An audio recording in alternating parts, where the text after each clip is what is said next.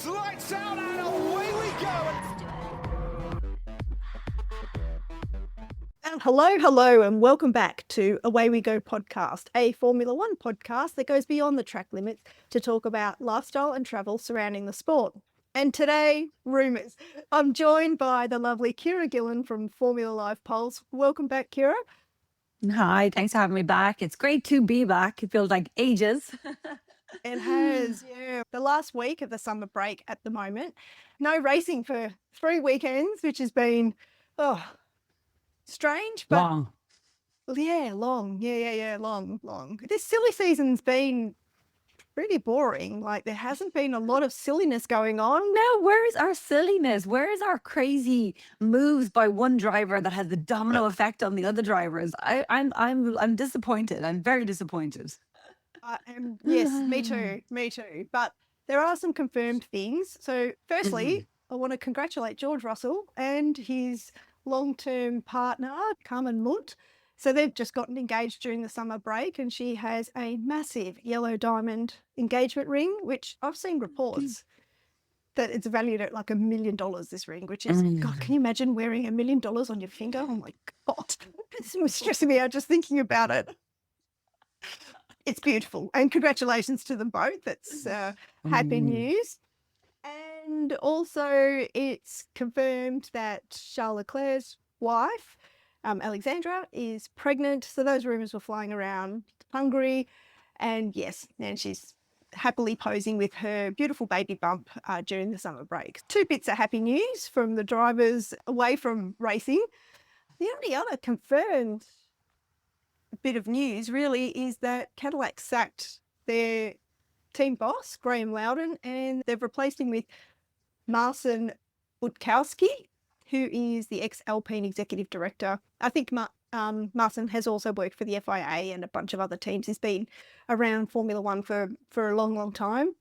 Apparently Cadillac said that this is part of, a planned transition, but from the outside it was all very sudden, and yeah, they needed to do something. Yeah. I feel bad. I mean, I feel bad that happens, 8 months into a new season. Okay, maybe it's not 8 months, February to August, so 6 months. But I think it's really, I think you should be given a year. I think it's the same with drivers. I think you should be given a year, given a chance, because there's so many different things that can happen. But there must be more to it behind the scenes for them. And this whole talk of, we don't expect to get podiums, we don't expect to be winning races in our first year. Clearly they do. Clearly they have some sort of KPIs that they're expecting to hit. And this guy wasn't hitting it this for them. So they were like, okay, out with you and in with someone else, Feels a little bit cutthroat, but I suppose that is Formula One, right? Totally cutthroat. But Cadillac's the only team with no points. So, and they've had 9 retirements over 11 rounds. So it's not been a great season for them. Even though they're new, yes, So that's my question to you, okay? Because I don't know now. Maybe you don't know either. But there have been, okay, so obviously it's been 10 teams for a very long time, and Cadillac is not, the way there's obviously some teams like Kickstarter took over another team, and now it's Audi, whatever. But has there been another team that came in and in that first year just didn't score anything? You know what I mean? I think it's a bit unfair to compare Cadillac to the other teams with regards points and retirements, because they really are new. There's no team behind them that might have had a bit of experience, etc. I mean, obviously you can hire that way, but yeah, it just feels a little. So, I mean, they've not got rookies in Formula One, in every position of the team. So they're okay. That the team's new, but they've hired from, people with Formula One experience. So yeah, I feel like,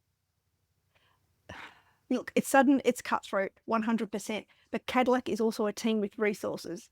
Right, they're not Alpine. They're not. Well, Alpine's probably a bad example, but they're not Haas, right? They're not Haas.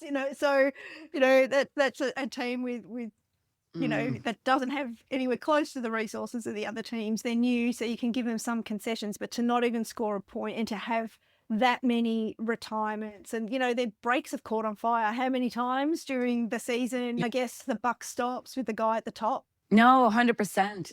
Yeah, he's the casualty. Yeah, I do feel sorry for him though. I mean, you think about it also, we're going into the second half of the season, which has, I was going to say 3 US races, but it's actually only 2, is Austin and Vegas. So there is that kind of like other expectation, I'm sure, by Cadillac being an American team where they want to score points in their home races, right? So yeah, no, look, I get it. And you're right, they're not rookies. They're not complete rookies. Yeah, new, but not totally. So Yeah. anyway, I'm sure. I'm sure I'll get over Yeah, it. I mean, yes, and look, it'll be interesting to see how they go in this second half of the season Mm. now with a new team boss. Like, will that be completely unsettling, or will the team start to perform as a result? And the worst part about it is that just as a result of the team performance, it does reflect badly on Bottas and Perez, even if it's not their fault. Like, these 2 old drivers, it doesn't bode well for their future in the sport either, so I don't know. I mean, I totally understand what you're saying, and I think to a degree, yes. But I also think you already said it.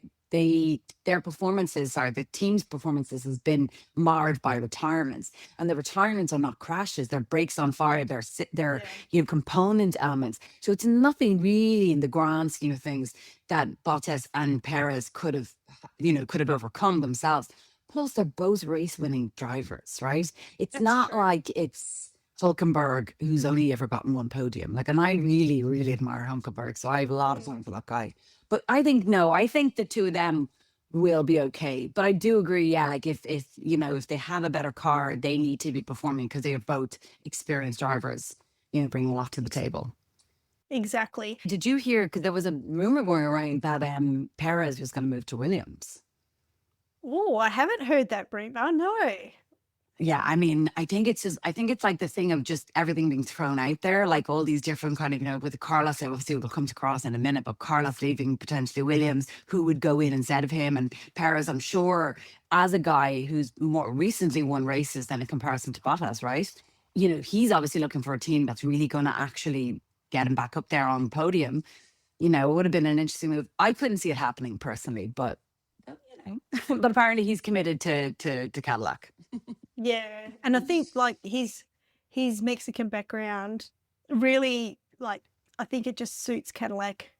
As far as like the whole team and brand and who their fan base is, I think it works really well there. But yeah, I mean, if you're a driver and not getting results, right? And you mentioned Hulkenberg, right, just before, who's only ever had 1 podium, a glorious podium that the whole paddock celebrated, right? It was fantastic. But you've got some news on the Audi team. Well, not connected to Hulkenberg, but Bortoleto has confirmed. I think we wrote an article the other day. Bortoleto commits to Audi for the long term. Well, it all just swirls around the rumors, right, of Carlos Sainz, like that Carlos Sainz is deeply unhappy in Williams. And, there's talk of him going, oh, will he go to Red Bull if Max leaves? Will he go to Audi? And will he go to, I think McLaren was the other one. I can't see him going to McLaren. I can't see McLaren taking a step down from Oscar to Carlos. As much as I love Carlos, don't get me wrong. But anyway, so with regards Audi, I just don't see Audi getting rid of Bortoleto. He's a young talent. He's gotten himself into Q3 many a times. He scored points. Like, he's not like he's totally failing. He won F2. Like, he's a talent on the rise. Why would you get rid of him? And then Hulkenberg is German. They're not going to get rid of a German driver. You know what I mean? It doesn't make sense. Yeah. So Motorsport.com in Brazil said this week that there's no clauses in a long-term contract, not next year, but for the following years as well, as far as Bortoleto staying with Audi. So look, I feel like he's happy there as well. The team dynamic with him and Hulkenberg seems really lovely and amicable. Yeah. And he's in a car where he's able to, push in the midfield and, like you said, qualifying in Q3. So yeah, he's an absolute talent. He won, like Oscar, he won F3 in his rookie year. He won F2 in his rookie year, the year after, and then got a seat in F1. So I get that there's a lot of pressure on rookies to perform and to step up when they come into Formula One, but I feel like Bortoleto this maturity with him. Like, you don't really hear much about him yet. Then you'll see him in Q3, right? You know what I mean? And him and Hulkenberg, right? They'll swap, you know. And Audi, like, Kick Sauber really wasn't great. Audi definitely has stepped up and it is performing better, but it's still a midfield team. But the two of them are pulling performances out of this semi-average car. So I just don't think they'd get rid of Bortoleto. No, definitely not. No, I don't think so either. No, I think that's kind of watertight. Well, Max Verstappen's exit clause has kicked in, and that exit clause was that if he wasn't second or higher in the championship by the summer break, then he's got an exit clause, which has happened because he's currently in 6th in the Drivers' Championship. And he's complained a lot about the car this season, as we know, and the regulations. Like, he's not a big fan. A lot, I think, is hinging on Max Verstappen and what he decides to do. What Fernando Alonso in the Aston Martin team, because he's, 46 now, like what he decides to do, if he's going to retire or stay. And then you've got Carlos Sainz in Williams, who has reportedly been offered 30 million euros by Williams to stay with the team for the next 2 years, I think it was. And then there's been rumours circulating around about Oscar Piastri not being happy with McLaren. And then that, you know, those rumours were flying around before the summer break. So just rumours, but nothing really substantiated or nothing that just, I guess, looks solid enough to go, oh yeah, I think that's going to happen. It's all speculation at the moment. It's so fascinating because, like, I think in other seasons the rumors have just felt stronger. You know what I mean? Like, or we've been hit with something really big, and then it's a domino effect on everything else. I think the Carlos Sainz one is interesting though, because, and I like Williams, I like James Vowles, I like what he's trying to do with Williams, but I don't think Carlos has the playing cards that he thinks he has in comparison to when he was leaving Ferrari. You know, when he was leaving Ferrari, it was like, this is a race winning, you know, driver. He's up there and he's got so much talent, so much experience. He's got a really good racing brain. People should be jumping to get him. And there was obviously a tug of war for him. But now that he spent 2 years at Williams, or a year and a half, soon to be 2 years, you know, it's funny what you were saying about Bottas and Perez, how, you know, their bad performance, in fact, impacts them. I actually think it's true about Carlos. I think the year of bad performance with Williams has actually impacted Carlos Sainz. Like, I think last year he had a bad run of form and then he managed to get it back and he did great. He got 2 podiums. But this year, and I wonder if the shine is a little bit less on him, you know? Who's going to be jumping to take Carlos? Like, no, it's a serious question. Like, I'm curious. And I'm not saying people wouldn't, because he is a talent. So I'm just curious. I don't have the stats in front of me, but I did hear on the Formula One podcast, F1 Nation, that he's outperformed Alex Albon most of the season. As far as Carlos Sainz goes, you know, I mean, it's like Cadillac. If the car's not there, then you're not going to get results. But looking at his past record, which is why Williams wanted him in the first place, is because every team he's been at, he's been able to help improve. Yeah, I feel like Carlos needs to be a little more patient. I feel like James Vowles talked up a big story. I mean, I really like James Vowles. I really love listening to him speak. It sounds like he often owns the situation and what's going on and doesn't really make excuses for it, but he's always positive for the future. But I feel like he's been a bit too positive for the future for too long now, and we're not seeing any changes with Williams, which is like so disappointing for the team, so disappointing for their fans, so disappointing for Carlos and Alex, you know, and Alex being the longest Williams driver in history to drive for the team. I don't know whether the shine has been taken off Carlos as much, but, you know, he's a driver that wants to be seeing progress, and at the moment that's not happening. I think if Williams were etching up and, you know, performing incrementally better and better each race or over the last 18 months, perhaps these rumours wouldn't be circulating. But I don't feel like that's happened with Williams. I feel like, if anything, they've gone majorly backwards with these new regulations. Yeah, I think it's so unfortunate that it is new regulations, because I think that obviously, maybe this goes, I feel like this does go without saying, that if we hadn't gone into a new era of regulations, then Williams would have been able to capitalize on what they had done in 2025 and would have continued. You know, they finished fifth. They were doing much better. They really had taken a step up. And then they just seem to be drowning at the moment. They don't seem to be able to get a handle on the regulations and how to bring performance. And Carlos, like, I agree with you. I agree with you 100%, actually. I think that he needs to be more patient. I think he really needs to be more patient. However, I think he is a race-winning driver. So there is a part of him that kind of can't handle being in the midfield and being at the bottom of the midfield. I mean, the two of them in qualifying 17th, 18th, 19th, 20th, you know, really like so badly. I don't think he can handle that, which I 100% understand. And then so that probably comes into his own ego. And then it also comes into kind of what I was saying about a fear, maybe, and maybe it's not true, but a fear as a driver. You know, obviously he's on the older age of the younger drivers there, going, well, if I'm not performing, who's going to want me? You know, when do I, there's an expression I was going to use, but I won't, but when do I jump ship? Like, you know, and I don't think he should jump ship, actually. I think he should give Williams one more year, personally. I guess all that will depend on what's going on internally at Williams and whether he sees promise there or whether he's like, this is just more lip service from the executive that I've been hearing this for 2.5 years now. I don't want to hear it anymore, you know? But I can't see Carlos. I don't see him as a Red Bull driver. I don't see him. Yeah. Where else would he go? Where else would he go? Where he's going to have a chance at scoring points and, you know, getting podiums and being in a potentially race-winning car. Like, if you think...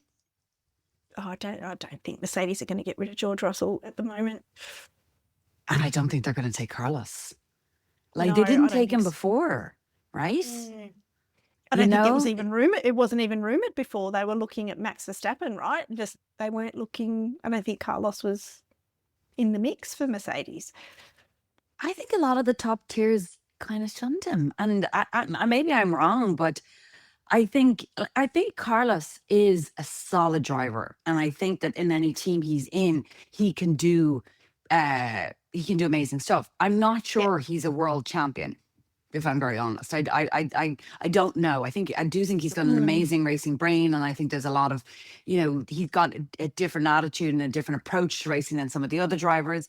And I definitely think he's a team championship winning driver, right? You know? And I think for the midfield teams, he's a value added, like he's a massive asset. But for something like Red Bull, where they've had championship after championship winner, is Carlos the guy who'd come in and lead? I don't know. Do you replace Max Verstappen with Carlos Sainz? I don't know. If Max were to leave Red Bull, who would be their top pick? Oscar Piastri. Yeah. That would be my top pick. If the market was open, and if the market was open, I mean, putting Kimi Antonelli aside and Charles Leclerc aside, Oscar Piastri would be my top pick. I think Charles will see his career out with Ferrari. Oh yeah, I agree. I think, I don't want to see Oscar go to, I mean, I would hate for that to happen, for Oscar to go to Red Bull, because that team is so ruthless. It's now or never. It's do or die. They just don't take any prisoners. And there's so much out of a driver's control, right? Like, you've got a car that might be difficult to drive or set up for a different driving style. I mean, 100%. That said, I'm not in love with the idea of Oscar staying with McLaren either, because that team has just driven me around the bend and up the wall and around the corner for 2 seasons now. And I don't think, I've said it before and I'll say it again, I don't think that Oscar and Lando are on a level playing field as far as treatment at McLaren, despite all the PR lines that we hear from McLaren and the drivers themselves. That said, if Red Bull was the only other choice for Oscar, would I want him to move across there? Maybe Red Bull's a bit more compassionate now that Helmet's out and Horner's out, you know? Maybe maybe the team culture is somewhat softened a little. I don't know. Do you not think Red Bull has changed a bit? Because I think they've changed a bit. I do wonder if they're more compassionate and have the same query as you.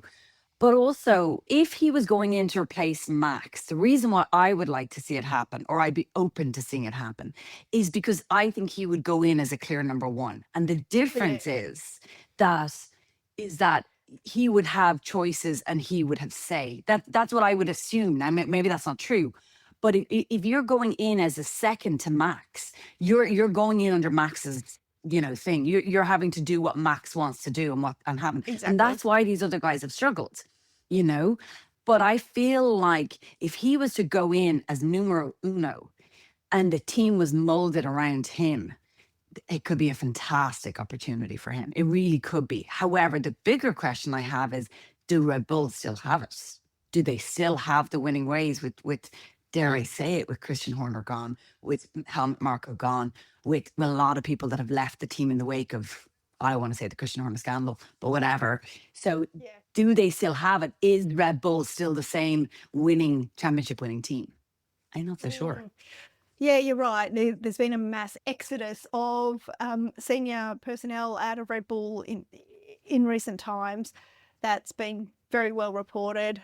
Look, I hear your point, and it's a good point, and I feel like wherever Oscar goes next, I agree, he has to be numero uno. He has to be the number one driver, or there's no point moving. He may as well stay with McLaren, which have proven to be competitive.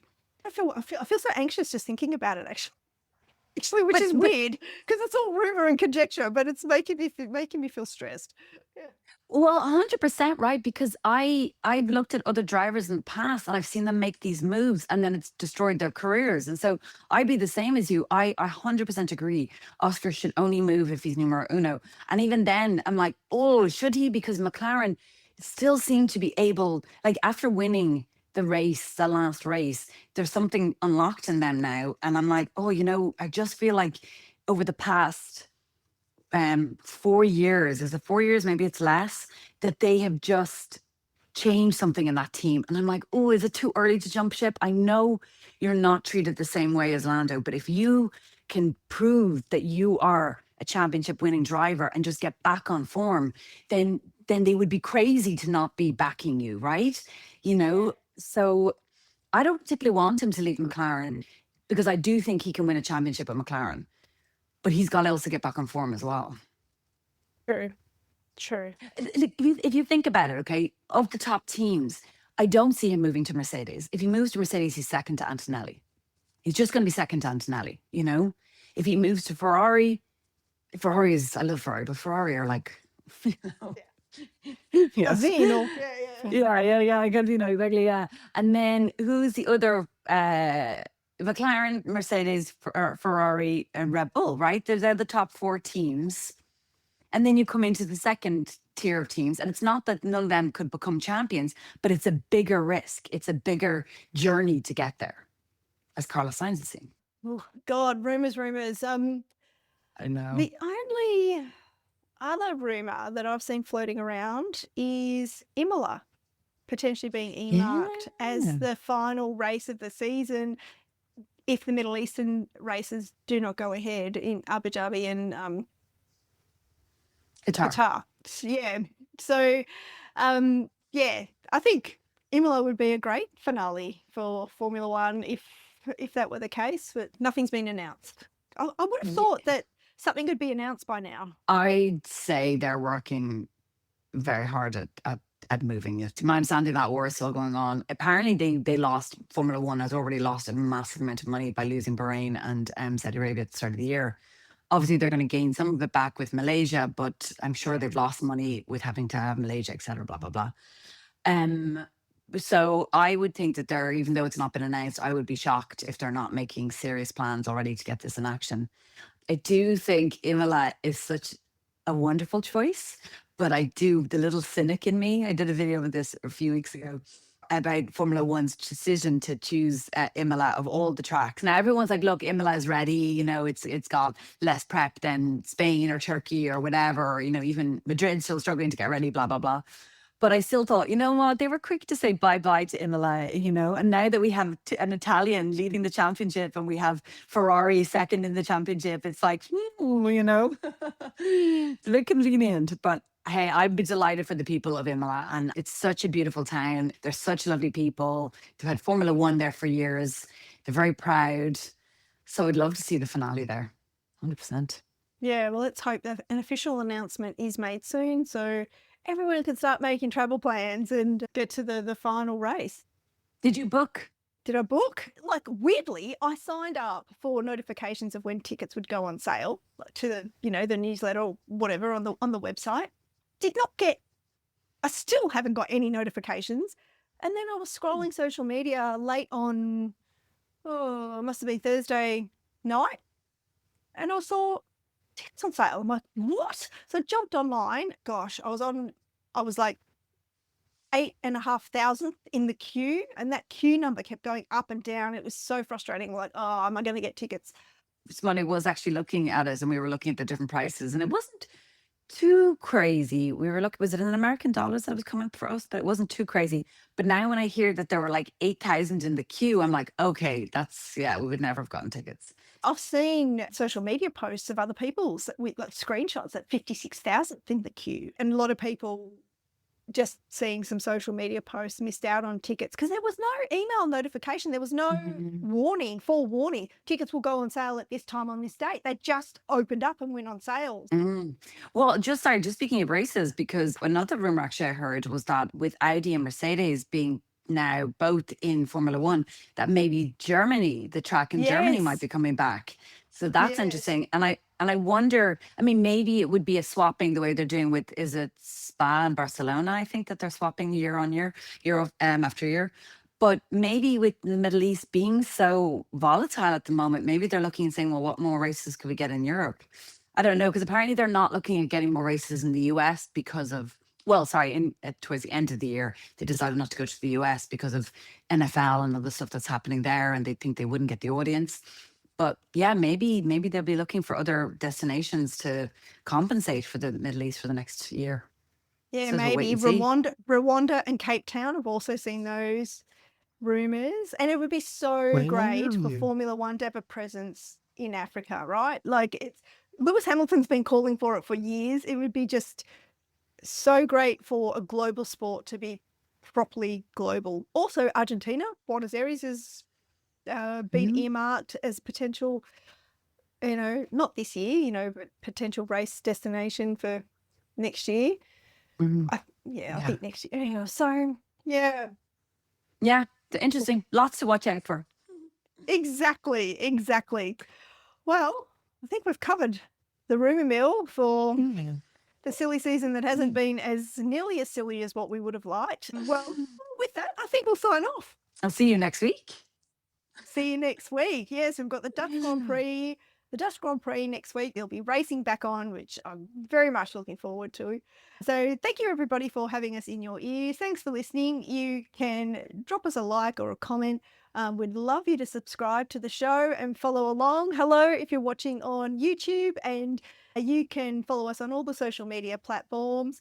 Also follow Ciara. She's tagged in a lot of the posts. The videos you're doing at the moment are brilliant. I'm really enjoying your Formula One content, so keep that up. But until next week, and until lights out. Are you ready? It's lights out and away we go. Away We Go podcast is produced by Diane Bortoletto.